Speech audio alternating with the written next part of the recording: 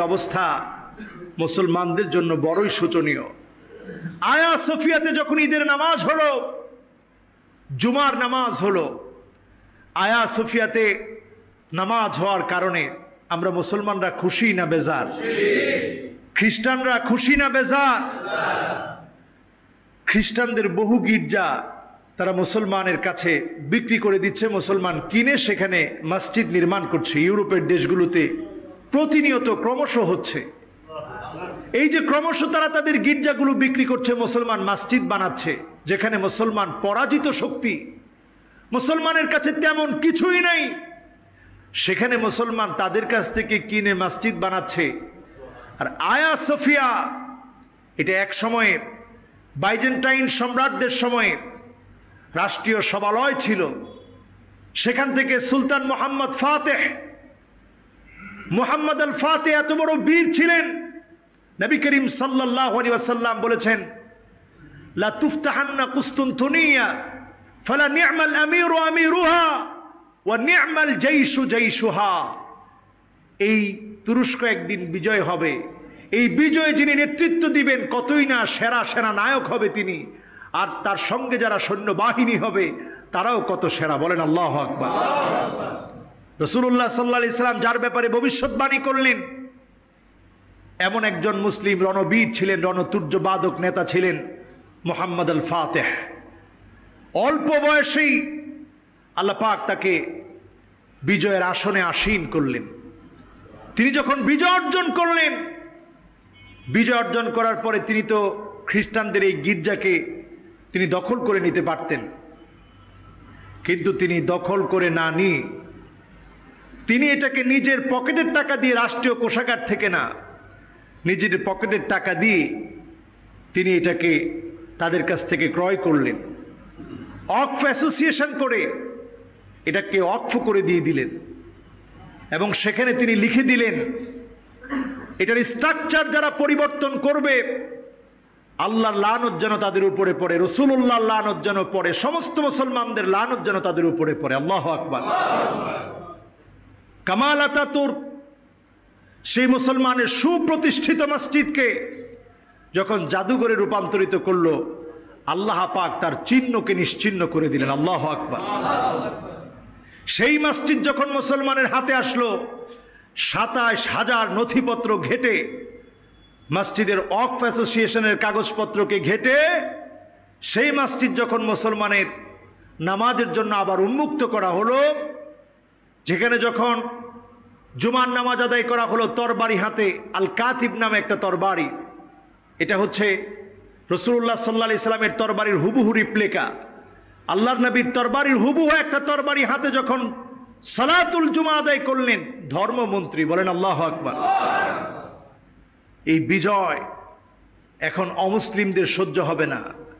Greece এটার বিরুদ্ধে লেগে গেল, ফ্রান্স বিরুদ্ধে লেগে গেল, তুরস্কের সাথে দাঙ্গা করার জন্য প্রস্তুতি নিচ্ছে তারা।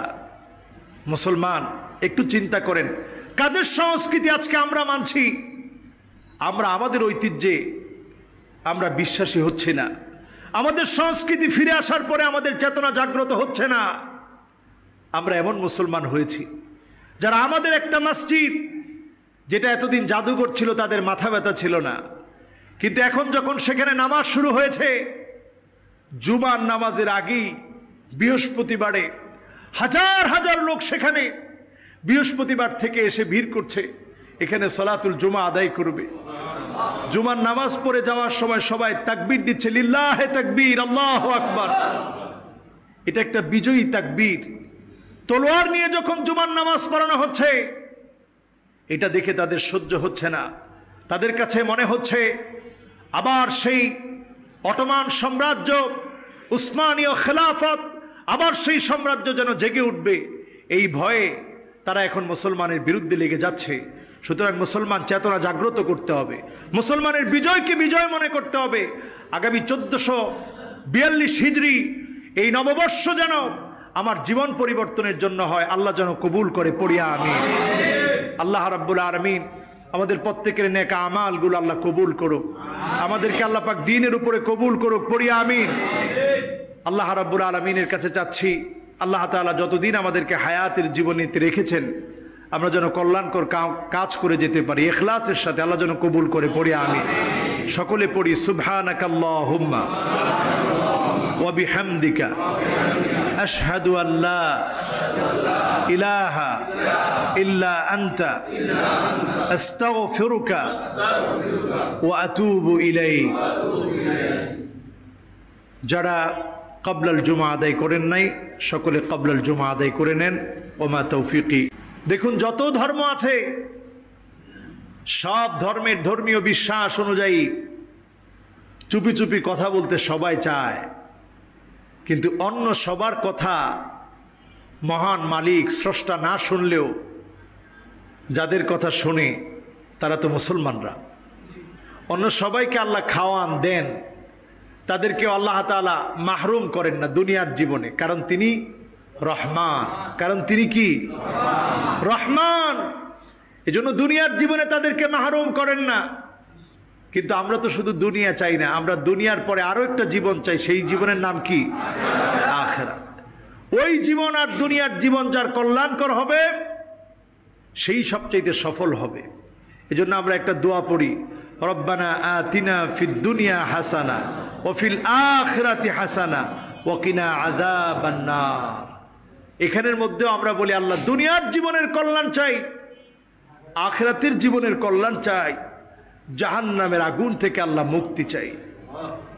এই জাহান্নামের আগুনটা এতই কঠিন হবে, ভয়ানক হবে। দুনিয়ার জীবনের সবচাইতে সফল ব্যক্তি, সবচাইতে টাকাওয়ালা ব্যক্তিকে আল্লাহ রাব্বুল আলামিন কিয়ামতের দিন ডাকবেন। অন্যদিকে আল্লাহ রাব্বুল আলামিন দুনিয়ার জীবনের সবচাইতে কষ্ট পাওয়া, সবচাইতে মাজলুম ব্যক্তিকে আল্লাহ ডাকবেন। দুজনকে পাশাপাশি দাঁড় করায় দিবেন। আল্লাহ পাক বলবেন, ফেরেশতারা রে, জাহান্নামীকে জাহান্নামের দিকে নিয়ে যাও। ইগমিসুহু গামসাতাম মিনান নার, এক মুহূর্ত জাহান্নামটা দেখায় নিয়ে আসো। ব্যক্তিকে জাহান্নামের দিকে নিয়ে যাওয়া হবে। অন্যদিকে আল্লাহ রাব্বুল আলামিন জান্নাতীকে জান্নাত দেখানোর জন্য নিয়ে যেতে বলবেন। ফেরেশতারা জান্নাতীকে নিয়ে যাবেন জান্নাত দেখানোর জন্য।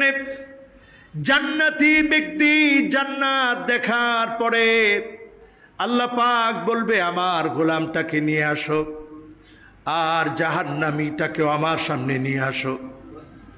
জাহান্নামীকে একদিকে রাখবেন, জান্নাতীকে একদিকে রাখবেন। জান্নাতি ব্যক্তিটা হবে ওই ব্যক্তি যেই লোকটা দুনিয়ার জীবনে সবচাইতে মাজলুম ছিল, সবচাইতে কষ্ট পেয়েছে, জুলুম নির্যাতন সহ্য করেছে।